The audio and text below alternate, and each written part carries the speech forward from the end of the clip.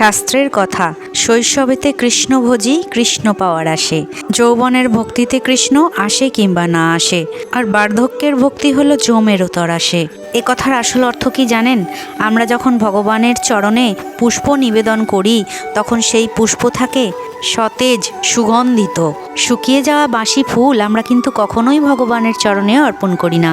তাহলে যারা বলেন অল্প বয়সে ভক্তি করব কেন, অল্প বয়সে নাম ভজবো কেন, আগে বয়স হোক, তারপরেই সাধন ভজন করব, তারপরেই নাম সংকীর্তন হরিবাসরে যাব, অল্প বয়সে এসবের সময় নয়, এমন ধারণা যারা রাখেন তাদের কাছে জিজ্ঞেস করতে চাই, আপনারা যখন পুজো দেন, আপনারা যখন ভগবানের চরণে ফুল নিবেদন করেন, তখন কি শুকিয়ে বাসি হয়ে যাওয়া মূর্ছিত ফুল নিবেদন করেন? বাসি মূর্ছিত ফুল কেউ নিবেদন করেন না।